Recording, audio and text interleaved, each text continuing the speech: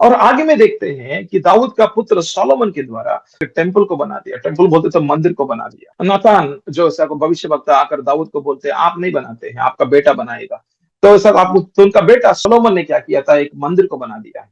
और जो मंदिर इतना मतलब जैसे परमेश्वर का अनुसार में बनाया, यहाँ पर मैं एक शब्द का इस्तेमाल कर रहा हूं, परमेश्वर का अनुसार में बनाया। तो ये बहुत इंपॉर्टेंट का विषय है। ये विषय हम नया नियम के अंदर में देखते हैं, एफेसियों का 2 अध्याय का आखिरी पदों में देखते हैं।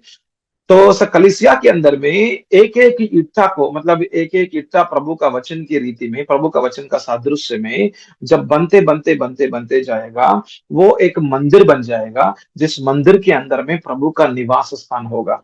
आमेन, हालेलुया। बहुत अच्छा विषय है। वो तो ऐसा पुराना नियम के अंदर का विषयों को लेकर जो पौलुस को समझ में आकर वहां पर जो प्रकाशन लिख रहा था कि प्रभु का निवास स्थान लोगों का बीच में रखना चाहते हैं। आमेन, हालेलुया। तो ये विषयों को हम देख रहा था पुराना नियम के अंदर में। सो आप देख सकते हैं ईदन का वाटिका कौन बनाया, प्रभु ने बनाया। और जो विषय प्रभु बनाते हैं उसके अंदर में ही प्रभु का उपस्थिति रहेगा। इस ठीक है, ये विषय को ध्यान देना है। तो मैं इसको ऐसा नया नियम के अंदर में कनेक्ट करके, मतलब उसको जोड़ के बात करता हूँ कुछ समय के बाद में। तो जो विषयों को प्रभु बनाते हैं उसके अंदर में ही प्रभु का उपस्थिति रहेगा। और जो विषयों को मनुष्य बनाते हैं उसके अंदर में प्रभु का उपस्थिति नहीं रहेगा, नहीं रहेगा। तो आप देख सकते हैं कि पुराना नियम के अंदर में, उत्पत्ति के अंदर में, जो जैसे ईदन का वाटिका कौन बनाया, वो तो प्रभु ने बनाया, इसलिए प्रभु का उपस्थिति था। पर थोड़ा सा आगे में जाके देखो, अब उत्पत्ति का 8 का अध्याय में, और ऐसा कुछ 8 का अध्याय, इसके अंदर में देख सकते हैं जो बाबेल का जो टावर है, जो सब मनुष्य बना रहा था। मनुष्य बनाते तो वहां पर प्रभु का उपस्थिति नहीं था। प्रभु ने क्या किया, वो पूरा बाबेल का जो टावर है उसको पूरा नष्ट कर दिया है। मतलब जो मनुष्य बनाते हैं उसके अंदर में प्रभु का उपस्थिति नहीं रहने वाला है। जो प्रभु बनाते हैं खुद उनका योजना से, जो ऐसा कुछ उनका इच्छा से जो बनाते हैं, उसके अंदर में ही प्रभु का जो उपस्थिति होने वाला है। इसलिए मूसा भी ऐसा, मूसा के द्वारा जो तंबू बनाया उसके अंदर में एक भी विषय मूसा का विचार नहीं है। मूसा का विचार एक भी विषय नहीं है, एक भी विचार नहीं है उसके अंदर में। सब विचार आप इस निर्गमन का पुस्तक को देख सकते हैं, कम से कम 15 से लेकर 20 अध्याय जो ऐसा तंबू के बारे में जो ऐसा बात कर रहा था, अब तंबू को कैसे बनाना है और कौन बनाएगा और कैसे कहां पर खड़ा करना है, सब विषय प्रभु एक एक डिटेल डिटेल, हर एक छोटा छोटा विषय भी जो ऐसा कुछ मूसा के साथ में बात किया है। आमीन, हालेलुया। तो ऐसा तंबू बनाने का विषयों के बारे में प्रभु ने स्पष्ट रीति में मूसा से बात किया था। और वो तंबू कैसे बनाया, और जैसे प्रभु ने बोला वैसे ही बनाया। और जो बनाते हैं, जो सब बनाया हुआ विषय है, जैसे प्रभु के अनुसार में, वहां पर ही प्रभु का उपस्थिति रहने वाला है। ये भी वहां पर ऐसा ही था। और आगे में देखते तो सोलोमन भी, सोलोमन के द्वारा जो मंदिर बनाया गया, ये सब उसका पूरा जो सचित्र या कुछ ब्लूप्रिंट है, सब कुछ प्रभु का है। सब कुछ प्रभु का है। कुछ भी विषय सोलोमन के अनुसार में नहीं हुआ था, सोलोमन का उनका विचार के अनुसार में नहीं हुआ। सब कुछ जैसे परमेश्वर ने बोला वैसे ही तो वहां पर खड़ा किया था। इसलिए परमेश्वर का महिमा उस मंदिर के ऊपर में आए हैं। आमीन, हालेलुया। परमेश्वर का महिमा रहते, मतलब इसका अर्थ है परमेश्वर का निवास स्थान, परमेश्वर का उपस्थिति, परमेश्वर का निवास स्थान रहेगा। आमीन, हालेलुया। आगे में जाते तो आप ये देख सकते हैं कि यूहन्ना का जो पहला अध्याय के अंदर में ये देख सकते हैं, 14 पद में देख सकते हैं, वो वचन देहधारी होकर, तो वहां पर ऐसा लिखा है, वो वचन देहधारी होकर हमारा बीच में एक तंबू की रीति में निवास कर रहे हैं। ऐसा कुछ विषय, मतलब वचन मतलब कौन है, वचन तो परमेश्वर है। यूहन्ना का पहला अध्याय पहला पद में इसे लिख रहा था कि वचन परमेश्वर है और परमेश्वर वचन है। तो वचन मतलब परमेश्वर इस दुनिया के अंदर में एक कुंवारी, मतलब एक स्त्री के द्वारा इस दुनिया के अंदर में आए हैं, मनुष्य के रीति में आए हैं। और वचन देहधारी हुआ है। और वचन देहधारी क्यों हुआ बोलते तो सारा मनुष्य को बचाने के लिए आए हैं, क्योंकि उत्पत्ति का 3 का अध्याय 15 पद का जो भविष्यवाणी है वो पूरा करने के लिए आए हैं। और यीशु मसीह तो सब कुछ वचन है, और वही वचन है, वही परमेश्वर है, पर परमेश्वर मनुष्य भी हुआ है। आमीन, हालेलुया। ये विषय है उस पर वो मनुष्य बिना पाप का जीवन, मतलब उनका जन्म ही बिना पाप का विषय है। क्यों ऐसा आया है बोलते तो मनुष्य, सारा मनुष्य को बचाने के लिए, सारा मनुष्य का पापों को वो अपने ऊपर में लेकर नीति का अनुसार में, मतलब ऐसा वचन के अनुसार में उनके ऊपर में लेकर वो खुद मर के, मतलब मनुष्य का सारा पापों का सजा जो मृत्यु है, यीशु मसीह लेकर क्रूस के ऊपर में मरना है और सारा मनुष्यों को उधार देना है। हमें ये तो प्रभु का योजना है। और ऐसा उद्धार का मतलब क्या है? फिर से वही है, संबंध में लेकर आने का काम है। उद्धार का मतलब क्या है? पाप से उद्धार करना, मतलब पाप से मुक्ति करना। तो क्या करने के लिए आखिरी में? पाप जब हट जाएगा, फिर प्रभु के साथ में संबंध में आ जाएगा। तो आदम और हव्वा परमेश्वर से दूर क्यों हो गया? क्योंकि पाप करने की वजह से। यदि वो पाप नहीं करते थे, तब वो ईदन का वाटिका के अंदर में आराम से प्रभु के साथ में संबंध है, संगति है, और प्रभु का जो निवास स्थान है, उपस्थिति है, उद्देश्य है, ये पांच विषय आदम और हव्वा का जीवन में दिखाई दे रहा था। पर पाप करने की वजह से ये पांच के अंदर से, ये पांच आशीर्वादों के अंदर से दूर हो चुका है। पर यीशु मसीह आना, इस दुनिया के अंदर में आना और क्रूस पर मरने के द्वारा ये पांच विषयों को फिर से खोल दिया मनुष्य का जीवनों के अंदर में। और इसलिए हर मनुष्य जो कोई यीशु मसीह को विश्वास करेगा, मेरे पापों को यीशु ने क्रूस पर ले लिया, मेरे श्रापों को ले लिया, और मेरा पुराना जीवन मनुष्यत्व को भी यीशु ने क्रूस पर ले लिया। मैं उनके साथ में मर गया, उनके साथ में गाड़ा गया, और तीसरा दिन उनके साथ में जी उठा करके जो कोई विश्वास करेगा, उनके अंदर में नीतिमान, उनके अंदर में पवित्रता, और उनके अंदर में पाप हट गया, श्राप हट गया। इसलिए वो फिर से प्रभु के साथ में संबंध में आ सकते हैं, संगति कर सकते हैं, और निवास स्थान को अनुभव कर सकते हैं। इसलिए पवित्र आत्मा उनके आत्मा के अंदर में आ जाते हैं, और वो निवास स्थान बना देते हैं, और उनका जीवन के अंदर प्रभु का उपस्थिति को वो अनुभव करते हैं, और वो उद्देश्य के अंदर में भी, प्रभु का उद्देश्यों के अंदर में भी वो चलते चलते जाएगा। आमीन, हालेलुया। और फिर से यहाँ पर देख रहा था, यीशु मसीह का जीवन के द्वारा यीशु मसीह वचन देहधारी होकर इस दुनिया के अंदर में तो लोगों के बीचों बीच में डेरा किया, मतलब ऐसे तंबू की रीति में डेरा किया है। मतलब उसका अर्थ वो भी है, मतलब उस वचन का अर्थ ये भी था कि परमेश्वर लोगों के बीच में निवास करना चाहते हैं। यीशु मसीह कहाँ पर है? लोगों के बीच में है। और इसके पीछे में प्रभु का हृदय दिखाई दे रहा था कि प्रभु निवास करना चाहते हैं। तो प्रभु लोगों के बीच में निवास करना चाहते हैं। आमीन, हालेलुया। और थोड़ा सा आगे में चलेंगे। आगे में ये बोल रहा था, मैं आपके साथ में रहना चाहता हूँ, पर मेरा पिता का इच्छा। तो मैं यहाँ से, मैं इसे पीछे में गया था आपको समझने के लिए, आपको समझाने के लिए। यहाँ से मैं पीछे में जाके फिर मैं यहाँ पर आ रहा हूँ। मैं अभी यूहन्ना का 16 अध्याय के अंदर में हम बात कर रहे हैं ना। तो यीशु मसीह बोल रहा था उनका चेलों के साथ में, देखो मैं आपको अनाथ के रीति में नहीं छोड़ना चाहता। यूहन्ना 14-16 ये दो अध्यायों में देखते हैं कि यीशु मसीह उनका चेलों को बोल रहा था, मैं आपको अनाथों की रीति में नहीं छोड़ना चाहता। मैं अभी तक आपके साथ में हूँ, मैं आपसे बहुत प्रेम कर रहा हूँ। मैं आपके साथ में निवास करना चाहता हूँ, और मुझको बहुत अच्छा लगते हैं आपके साथ में निवास करना। पर ऐसा मेरा पिता का उद्देश्य है कि मुझको क्रूस पर मरना है, तो इसलिए मैं निकल रहा हूं। मैं तो, पर आप चिंता करने का जरूरत नहीं है। तो मेरे पिता को मैं मांगता हूँ, और आपके ऊपर में पवित्र आत्मा आएगा, आपके अंदर में पवित्र आत्मा आएगा, और आपका अंदर में निवास करेगा हमेशा के लिए। यहाँ पर भी ये भी शब्द इस्तेमाल किया गया है, यीशु मसीह ने आपके अंदर में हमेशा के लिए निवास करेगा, और मेरा उपस्थिति आपके साथ में रहेगा, ऐसा भी बोला। तो मत्ती सुसमाचार का 28 अध्याय में हम 20 पद में देखते हैं, तो वहां पर ऐसा लिखा हुआ है कि युग के अंत तक मैं आपके साथ में रहूंगा। ये क्या है? युग के अंत तक आप जाओ। ये सारा दुनिया के अंदर 18 पद में ऐसा लिखा हुआ है कि सारा अधिकारिता और सारा सामर्थ्य मेरे यहाँ तो सब मेरे को दिया गया है। और 19 पद में बोल रहा था, हम तो ऐसा मत्ती सुसमाचार का 28 अध्याय के अंदर से 19 पद में ऐसा बात कर रहा था कि जाओ, और ये सारा दुनिया के अंदर में आप सुसमाचार बता के आप चेलों को बनाओ, चेलों को बना के मैं आपको जो उपदेश दिया गया हूँ, जो उपदेश में आपको बोला गया हूँ, वो उपदेश है, ये सारा लोगों को, देश देशों को आप बताओ, आप सुनाओ, या कुछ उनको सिखाओ करके बात किया था प्रभु ने। और ये भी बोला था प्रभु ने, यीशु मसीह ने उनको उनके साथ में बात किया कि आप इस युग के अंत तक आपके साथ में, मेरा उपस्थिति आपके साथ में रहेगा। वो कैसे रहेगा? पवित्र आत्मा के द्वारा। आमीन, हालेलुया। पवित्र आत्मा के द्वारा यीशु का उपस्थिति हमारा अंदर में आ चुका है। आमीन, हालेलुया।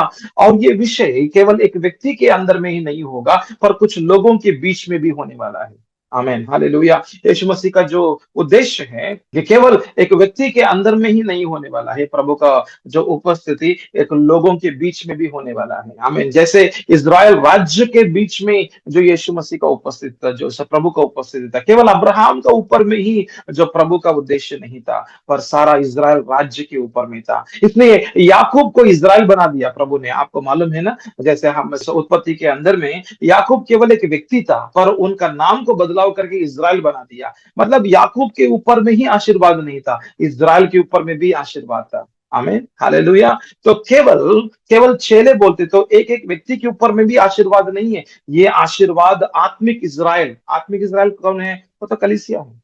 आत्मिक इज़राइल बोलते तो वो तो कलीसिया है। ये हम ऐसा रोमियो का पत्री में भी देखते हैं और हम ऐसे रोमियो का पत्री के अंदर में आई थिंक 9 का अध्याय या 10 का अध्याय में 2 अध्यायों के अंदर में हम देख रहा था कि इज़राइल के बारे में जो बात कर रहा था, आत्मिक इज़राइल है हम। हम आत्मिक लोग हैं जो सब प्रभु के साथ में जुड़े हुए हैं। मतलब हम अन्य जाति लोग हैं पर प्रभु के साथ में जुड़ गया। हमें जो भी इज़राइल के ऊपर में जो वाचा है, जो वायदा है, जो अब्राहम का जो वाचा के अंदर में आशीर्वाद है, वो सब कुछ अभी अभी किसके ऊपर में आ रहा था? जो अन्य देशों के ऊपर में, हमारा ऊपर में, अन्य लोगों के ऊपर में, अन्य लोगों के ऊपर में भी आशीर्वाद आ चुका है। इसलिए देखो, वो तो केवल इज़राइल लोगों के लिए ही परमेश्वर परमेश्वर नहीं है। आज भारत देश के लिए भी परमेश्वर परमेश्वर है। हालेलुया! इसलिए भारत देश के अंदर में तौबा करके जो यीशु मसीह का जो चेले हैं और जो यीशु मसीह के साथ में जो रहा था तौबा करके, उनको प्रभु ने केरल में भेजा। केरल के अंदर में तौबा आ चुका है। इसलिए भारत देश आशीर्वाद हुआ। इसलिए भारत देश के अंदर में यीशु मसीह का सुसमाचार सुनाया गया और यीशु मसीह कौन है दिखाई दिया और यीशु मसीह का द्वारा ये भी मतलब हमारा देश भी आशीर्वाद हुआ था तौबा के द्वारा। इसलिए भारत देश के अंदर में आज हम विश्वास कर रहे हैं, प्रभु का विश्वास, प्रभु के ऊपर विश्वास कर रहे हैं। तो प्रभु का योजना है कि हम आत्मिक इज़राइल की रीति में बच जाए और ये विजय हो चुका है जब हम यीशु मसीह को अपना प्रभु करके और अपना उद्धारकर्ता करके स्वीकार किया। क्यों? क्योंकि प्रभु हमारा साथ में निवास करना चाहते हैं, हमारा साथ में संबंध करना चाहते हैं, सहभागिता करना चाहते हैं, संगति करना चाहते हैं, निवास करना चाहते हैं और प्रभु का उपस्थिति हमारे साथ में रखना चाहते हैं। प्रभु के उद्देश्यों में हम सब लोगों को लेकर जाना चाहते हैं। इसलिए प्रभु ने बोला, युग के अंत तक मेरा उपस्थिति आपके साथ में रहेगा, मैं आपके साथ में रहूंगा करके प्रभु ने वायदा किया है हमें। इसलिए प्रभु का नाम क्या है? इम्मानुएल। आमीन, हालेलुया। हम हमेशा यशायाह का पुस्तक के अंदर में देखते हैं भविष्यवाणी, इम्मानुएल, उनका नाम इम्मानुएल करके ऐसा कुछ बोला जाएगा। और वही नाम को हम मत्ती सुसमाचार का जो पहला अध्याय के अंदर में देखते हैं, जो गाब्रिएल की तरफ से मतलब जो स्वर्गदूत बात कर रहा था, इम्मानुएल। आमीन, हालेलुया। इम्मानुएल, इम्मानुएल का मतलब है कि प्रभु हमारा साथ में है, परमेश्वर हमारा साथ में। वही विषयों को हम देख रहा था, वही विषयों को प्रभु हमारा साथ में रहना चाहते हैं। और प्रभु केवल एक व्यक्ति के अंदर में ही रहना चाहते हैं पर कुछ लोगों के बीचों बीच में रहना चाहते हैं। इसलिए बोलते हैं कलीसिया। इसलिए बोलते हैं कि ये सब मत्ती सुसमाचार का 16 अध्याय में प्रभु ने बात किया था, तो पतरस के साथ में बात किया, मेरा कलीसिया को मैं बनाऊंगा बोल रहा था। मतलब कुछ लोगों को प्रभु बनाएगा, लोगों को एक ऐसा एक झुंड के अंदर में लेकर आएगा, मतलब एक परिवार के अंदर में लेकर आएगा और इस परिवार का बीचों बीच में प्रभु का निवास स्थान होगा। वो क्या है? कलीसिया। और कलीसिया का मतलब है कि आप देख सकते हैं कि प्रेरितों का काम का पहला अध्याय के अंदर में मैं कुछ लोगों के बीच में मेरा उपस्थिति को रखना चाहता हूं। इसलिए मैं एक एक व्यक्ति को बनाते बनाते बनाते अभी तक देखते तो 120 लोग बन गया है। यीशु मसीह के द्वारा 120 लोगों को प्रभु ने बनाया। इसलिए हम प्रेरितों का पहला अध्याय में देखते हैं 120 लोगों को जो प्रभु क्या कर रहा था, जो ऊपर का जो ऐसा कुछ उनको बोल रहा था कि पेंतकोस्त का दिन में पवित्र आत्मा तेरे ऊपर में आएगा। पिता का जो ऐसा उद्देश्य है, पिता का जो वायदा है वो पूरा होगा। और पिता का उद्देश्य क्या है और पिता का वायदा क्या है? पवित्र आत्मा आना है और सबके अंदर में पवित्र आत्मा का निवास स्थान बना देना है। पवित्र आत्मा उन सब के अंदर में निवास बना देना है और सबके अंदर में वो तो भर के और उनका जीवन को भर देना है और यीशु मसीह का उपस्थिति को सबके बीचों बीच में लेकर आना और रखना है। और वो क्या है? कलीसिया है। आमीन। कलीसिया का मतलब क्या है? कलीसिया का मतलब है कि कुछ लोग जो एक एक व्यक्ति के अंदर में प्रभु ने जो आत्मिक रीति में काम किया है, कुछ लोग मिलेगा एक जगह में। वो केवल एक बिल्डिंग का विषय नहीं है। कलीसिया बोलते तो बिल्डिंग नहीं है। बहुत लोगों को कुछ अलग का जो विचार है, कलीसिया बोलते तो बिल्डिंग करके सोचते हैं। नहीं नहीं, कलीसिया बोलते तो बिल्डिंग नहीं है, कलीसिया बोलते तो लोग हैं। और जो लोग प्रभु के लिए अलग किया हुआ लोग हैं, जो आत्मा में नया जन्म पाया हुआ लोग हैं, जो उनका मन के अंदर में प्रभु के लिए एक प्रत्येक स्थान किया हुआ लोग हैं, उनके अंदर में प्रभु को ही प्रेम करने वाले लोग हैं। जब ये लोग 2 या 3 लोग यीशु मसीह का नाम में मतलब यीशु मसीह को अपना प्रभु करके, अपना उद्धारकर्ता करके, अपना अपना उद्धारकर्ता करके स्वीकार किया, जब ये लोग मिलेगा एक जगह में, वो तो एक घर में हो सकते हैं या कुछ एक पेड़ के नीचे में हो सकते हैं या कोई समुद्र का किनारे में, कहां पर भी हो सकते हैं। तो कलीसिया का मतलब कहां पर भी 2 या 3 लोग जब यीशु का नाम में जो लोग प्रभु करके और उनको उद्धारकर्ता करके स्वीकार किया हुआ जो लोग हैं, जब ये लोग मिलकर एक जगह में आएगा, वहां पर प्रभु का उपस्थिति होने वाला है। आमीन, हालेलुया। वहां पर प्रभु का उपस्थिति होगा। और ऐसा प्रभु को स्थान दिया है, तो प्रभु को स्थान देना है। प्रभु आप ही सिंहासन के ऊपर बैठा हुआ प्रभु है। प्रभु इस कलीसिया का, इस झुंड का सिर आप है। प्रभु आपका विचार के अनुसार में ही प्रभु यहाँ पर काम होगा। आमीन। प्रभु ये कलीसिया को आप चलाएगा। ये कलीसिया को चलाने वाला पवित्र आत्मा है। ये कलीसिया का सिर यीशु मसीह आप है। पर यहाँ पर भी विषय क्या है? निवास स्थान। आमीन, हालेलुया। यहाँ पर भी क्या है? प्रभु उनका लोगों के बीच में रहना चाहते हैं, निवास करना चाहते हैं कलीसिया के अंदर में। इसलिए प्रभु का उपस्थिति रहते हैं। पर कहां पर? प्रभु के अनुसार में कलीसिया खड़ा करना है। मैं आपको पहले ही बोल चुका हूं। अनुसार, अनुसार, वो तो मूसा ने क्या किया? तो जैसे प्रभु का अनुसार में तंबू को बनाया, और तंबू के ऊपर में प्रभु का महिमा रहा। और ऐसा दाऊद ने क्या किया? दाऊद के द्वारा जो तंबू बनाया वो भी प्रभु के अनुसार में बनाया गया, इसलिए प्रभु का उपस्थिति रहा। और आगे में सोलोमन के द्वारा भी मंदिर को, जो जैसा प्रभु के अनुसार में मंदिर बनाया, इसलिए प्रभु का उपस्थिति उनके साथ में रहा। आमीन, हालेलुया। मतलब तो उस मंदिर के ऊपर में रहा। आमीन। ऐसे ही कलीसिया को तो यीशु मसीह ने बोला, मेरा कलीसिया को मैं बनाऊंगा करके बोल रहा था। मतलब लोग नहीं बनाना है। तो कोई पास्टर बोलते हैं ये मेरा कलीसिया, झूठ है वो। कोई पास्टर का मुंह से निकलते हैं मेरा कलीसिया के अंदर में ना बहुत अच्छा काम होते हैं, उनको उनको ऐसा वचन नहीं मालूम है। तो उनको शायद इनका अच्छे से नहीं पढ़ा होगा, शायद ऐसा कुछ मत्ती सुसमाचार का 16 अध्याय का अच्छे से नहीं पढ़ा होगा। मेरा कलीसिया बोलते तो यीशु ने बोल रहा था मेरा कलीसिया, उनका कलीसिया नहीं है वो। उनका ये तो मेरा विश्वासी लोग हैं। क्यों आप इधर उधर जा रहा था? आप यहाँ पर ही रहना है। वो कंट्रोल कर रहे हैं वहां पर उस कलीसिया के अंदर में, वो कंट्रोल करते हैं। वो ये मेरा है, मेरे लोग हैं, मेरा विश्वासी है, ये मेरे साथ में ही रहना है, मेरे पीछे पीछे आना है, मेरे को ही पैसा देना है, और मेरे को ही दशमांश देना है। ये मेरा मेरा मेरा मेरा का काम, पूरा कंट्रोल का काम है। हम कभी भी ऐसा नहीं बोल सकते कि मेरा विश्वासी है, तो प्रभु का विश्वासी। हम केवल एक माध्यम है बस, हम केवल एक चैनल है बस, हम केवल एक पात्र है। और हमारा अंदर में कुछ भी नहीं है, शून्य है हम।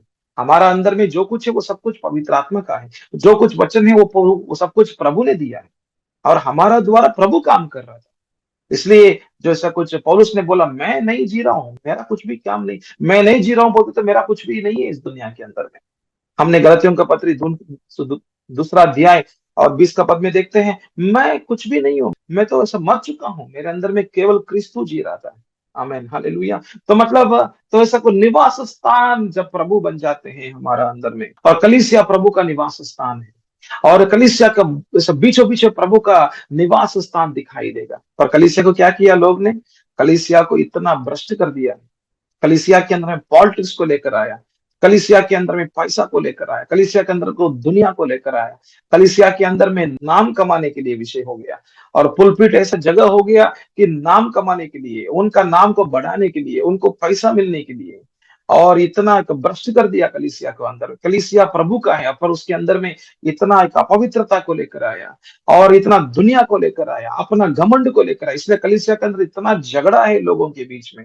और ऐसा अगुआ, मतलब पास्टर और पास्टर के साथ में जो अगुआपन लोग हैं, उनका दोनों के बीच में झगड़ा होते हैं। इतना झगड़ा, इतना झगड़ा, इतना झगड़ा कि ऐसा कुछ इतवार के अंदर में एक समाधान नहीं है, एक ऐसा प्रभु बोझ लेने का एक वातावरण नहीं दिखाई देता है। और ऐसा कलीसिया के अंदर में जो पास्टर वहां पर खड़े हैं और पत्नी के साथ में झगड़ा करके वहां पर वचन बोलने का परिस्थिति है। सुबह में झगड़ा करेगा, और ऐसा 2 बजे में या कुछ 10 बजे में वो तो वचन बोलेगा। इतना परेशान का विषय है। तो घर के अंदर में शांति नहीं है, और ऐसा पुलपिट के ऊपर में खड़े होकर शांति आपको मिल जाएगा करके बात करते हैं।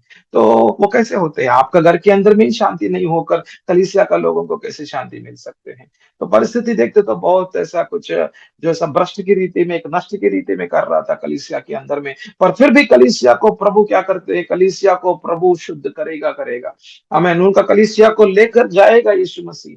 दूसरा आगमन में कलीसिया को लेकर जाने के लिए आ रहा था, और कलीसिया को लेकर जाना बोलते तो उनका लोगों को लेकर जाएगा। और ये भी क्या है? आखिरी में हम देख रहा था प्रकाशित वाक्य के अंदर में, हम ये भी देख रहा था कि उनका लोगों के बीच में प्रभु निवास करने के लिए जा रहा था। आमीन, हालेलुया। ये भी देख सकते हैं कि प्रभु निवास करने का विषय है। आमीन, हालेलुया। कितना अच्छा विषय है जो हम देख रहा था, जो प्रभु का जो महान योजना है कि प्रभु हमेशा के लिए निवास करना चाहते हैं।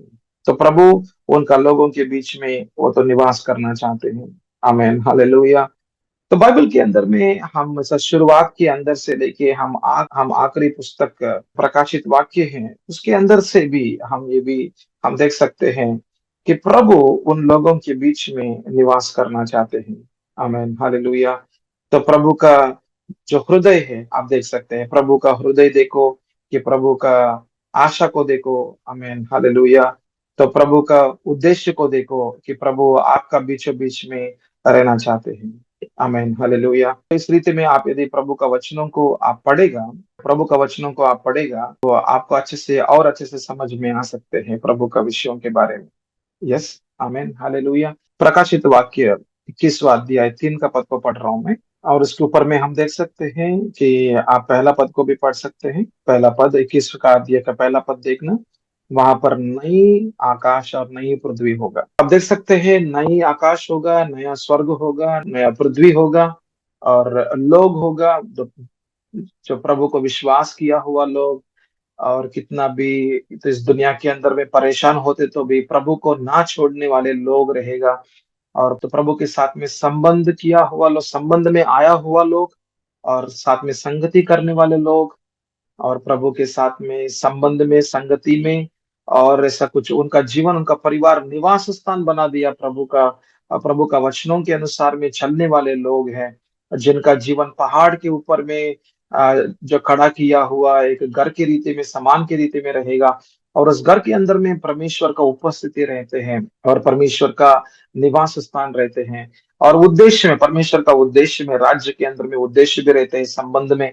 और परमेश्वर का उद्देश्य हम बोलते हैं तो परमेश्वर का भविष्यवाणी पूरा होना है ना। यीशु मसीह का दूसरा आगमन के लिए भविष्यवाणी पूरा होना, वो भविष्यवाणी पूरा होने के लिए लोग परमेश्वर के हाथों में उनका जीवन को समर्पण करेगा। प्रभु आपका योजना इस समय के लिए, इस समय के लिए आप जो भविष्यवाणी पूरा करना चाहते हैं, वो उस भविष्यवाणी पूरा होने के लिए प्रभु मैं आपके लिए समर्पण कर रहा हूं, ऐसा बोलते हैं लोग। तो इसको समझना है। दानियल ने कैसे जो प्रार्थना कर रहा था, 9 का अध्याय में हमने देखा था ऑलरेडी। 9 का अध्याय में यिर्मयाह ने जो भविष्यवाणी लिखा है, 70 साल के बाद में यरूशलेम के अंदर में फिर से मंदिर को खड़ा करेगा प्रभु।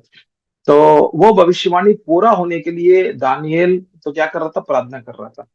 तो हम क्या करते हैं, तो इस समयों में प्रभु क्या भविष्यवाणियों को पूरा करना चाहते हैं, उस भविष्यवाणी पूरा होने के लिए प्रभु मैं आपके लिए प्रभु तैयार हूं, मैं आपके लिए प्रभु आपके हाथों में समर्पण कर रहा हूं। तो प्रभु क्या करेगा, उनका भविष्यवाणी को पूरा करने के लिए हमको इस्तेमाल करेगा। तो कलीसिया के अंदर में आपका जीवन को इस्तेमाल होना चाहते हैं, तो उनका राज्य में आपका जीवन परिवार इस्तेमाल होना चाहते हैं, तो प्रभु के साथ में आपका जीवन समर्पण करो। आप बोल दो प्रभु को, प्रभु मैं और मेरा परिवार आपका उपस्थिति में है प्रभु।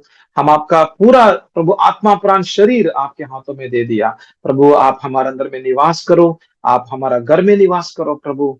और ये योजना पूरा होने वाला है। आप देख रहे हैं ना कि 3 का पद में ऐसा लिख रहा था, फिर मैंने सिंहासन में से किसी को ऊंचे शब्द से यह कहते सुना कि देख, कि परमेश्वर का डेरा मनुष्यों के बीच में, कि यहाँ पर डेरा करके लिख रहा था, तंबू करके तो यहाँ पर बात कर रहा था। परमेश्वर का तंबू बोलते तो जो पुराना नियम का जो शब्द यहाँ पर इस्तेमाल कर रहा था, मूसा के द्वारा जो तंबू है, दाऊद के द्वारा जो तंबू है, और सोलोमन के द्वारा भी उसको भी तंबू बोल सकते हैं, पर वो तो मंदिर करके बात कर रहा था, मतलब परमेश्वर का निवास स्थान। हमें हालेलुया। और यीशु मसीह के बारे में भी बोल रहा था, जो यूहन्ना का पहला अध्याय और 14 पद में बोल रहा था, यीशु मसीह जैसा कुछ वचन देहधारी होकर तंबू की रीति में लोगों के बीचों बीच में रहा। वहां पर भी शब्द इस्तेमाल किया, तंबू करके इस्तेमाल किया गया है। यूहन्ना का पहला अध्याय 14 पद को एक बार पढ़ के हम अंत करेंगे, ताकि आपको और मैं क्या बात कर रहा हूँ आप भी उसको आप देख सकते हैं। यूहन्ना का पहला अध्याय 14 पद को पढ़ सकते हो। यहाँ पर भी वही शब्द इस्तेमाल किया गया है, और वचन देहधारी हुआ और अनुग्रह और सच्चाई से परिपूर्ण होकर हमारा बीच में डेरा गया। आमीन। यहाँ पर भी डेरा के बारे में बात कर रहा है, यहाँ पर भी तंबू के बारे में बात कर रहा था, यहाँ पर भी टैबरनकल करके बात कर रहा था। इंग्लिश में ऐसा लिखा है, टैबरनकल करके लिख रहा था। तो यहाँ पर भी वही शब्द इस्तेमाल कर रहा था, पुराना नियम का शब्द यहाँ पर भी इस्तेमाल किया, और प्रकाशित वाक्य में भी तो वही शब्द इस्तेमाल कर रहा था। मतलब पुराना नियम नया नियम के अंदर में एक विषय जो शुरुआत से लेके, उत्पत्ति से लेके प्रकाशित वाक्य तक हम देख रहा था, कि प्रभु परमेश्वर उनका लोगों के बीच बीच में निवास करना चाहते हैं। आमीन, हालेलुया। पर प्रभु पवित्र है, और हम भी पवित्रता की रीति में रहना है। यदि हम हर दिन हम पाप के पीछे में, इस टीवी के पीछे में, फोन के पीछे में, और इधर उधर हमारा आंखों को बहुत भ्रष्ट करने के पीछे में, यदि हमारा खानों को भ्रष्ट करने के पीछे में, हमारा मुंह को कुछ तो बोल के, ये करके वो करके, प्रभु को उपस्थिति कैसे रहेगा। प्रभु का उपस्थिति रहना है तो हम भी क्या करना है, प्रभु का वचन के अनुसार में और पवित्र आत्मा का अगुवाई में चलना बहुत जरूरत है, और ये प्रभु का योजना है। और प्रभु का उपस्थिति जहाँ पे रहेगा हरियाली है। ओनेसिफरस करके एक व्यक्ति है, उनका घर के अंदर में प्रभु का तंबू है, और प्रभु का जो वाचा का संदूक है, वो घर पूरा आशीर्वादित हो रहा था। आशीर्वाद बोले तो आशीर्वादित है। और दाऊद को मालूम था, इसलिए दाऊद एक विषय के पीछे में चला गया, वाचा का संदूक, प्रभु का उपस्थिति यहाँ पे यरूशलेम में रहना है। आमीन, हालेलुया। तो प्रभु का उपस्थिति किसका घर के अंदर में रहेगा, इसलिए प्रभु का राज्य किसके अंदर में, किसका जीवन में, किसका परिवार में रहेगा, आशीर्वाद है। प्रभु वो घर को हरियाली करेगा। वो तो घर के अंदर में हरियाली हरियाली होगा। आशीर्वाद निश्चय रीति में, जो सब भलाई और करुणा उनका जीवन में हर दिन हर दिन हर दिन उनका जीवन में जीवन भर वो अनुभव करेगा। जो भजन संहिता 23 अध्याय 6 पद के अनुसार में। आइए हम प्रार्थना करेंगे। प्रभु यीशु मसीह, आपने प्रभु क्रूस पर मरा और हमारे लिए खून बहाया और नया वाचा के द्वारा संबंध में लेकर आया, और ये संबंध हमारा जीवन को बदल दिया। प्रभु शैतान के साथ का संबंध तोड़ने के लिए आपने सहायता की, और दुनिया का साथ में और रीति रिवाजों के साथ में, शैतान का और खामोन से, हमारा शरीर का लालसाओं से प्रभु हमको अलग कर दिया। हमारा हमारा पुराना जीवन यीशु के साथ में क्रूस पर मर गया प्रभु, और हम आपके साथ में, आपके अंदर में, और आप हमारे अंदर में हैं प्रभु। हम दोनों एक है। मैं नहीं जी रहा हूं कि मेरे अंदर में क्रिस्तु ही जी रहा था। प्रभु यीशु मसीह, आपको धन्यवाद करते हैं आपका प्रकाशनों के लिए। और प्रभु आप हमारा साथ में प्रभु संबंध, संगति और निवास, प्रभु उपस्थिति और उद्देश्य में प्रभु आप हमको लेकर जाना चाहते हैं। हम सब लोगों को आशीष करना चाहते हैं, और नया स्वर्ग होगा, और नया आकाश होगा, नया धरती होगा, और उसके अंदर में हम भी प्रभु आपके साथ में हमेशा के लिए रहने के लिए जाते हैं। प्रभु उसके अंदर में हम भी प्रभु रहना चाहते हैं। उस झुंड के अंदर में हम भी प्रभु आपके साथ में हमेशा के लिए अनंत काल का जीवन में आपके साथ में प्रभु जी। आप हमारा प्रभु है और हम आपका लोग हैं। आप हमारा बीचों बीच में निवास करने वाले हैं प्रभु। हम आपको स्तुति आराधना हमेशा के लिए करते करते जाएंगे। ये दुनिया प्रभु निकल जाएगा प्रभु। हम जो घर बनाते हैं, इतना इतना बड़ा बड़ा घर बनाते हैं, इतना पैसा कमाते हैं, और प्रभु इतना प्रभु खानदान में प्रभु हमारा नाम कमाते हैं, सब कुछ तात्कालिक है प्रभु।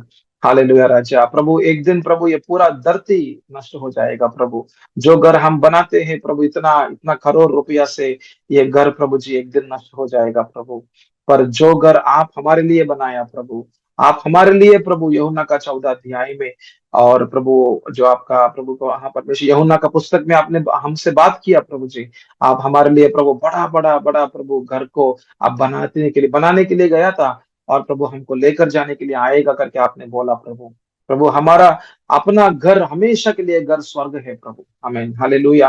और ये धरती प्रभु, और ये दुनिया का जीवन, ये सब कुछ प्रभु एक तात्कालिक का विषय है प्रभु। हमारा जीवन आपके लिए हर दिन प्रभु जीने का एक ज्ञान, बुद्धि, समझ हम सब लोगों को देने के लिए प्रार्थना करते हैं। सरादर महिमा प्रभु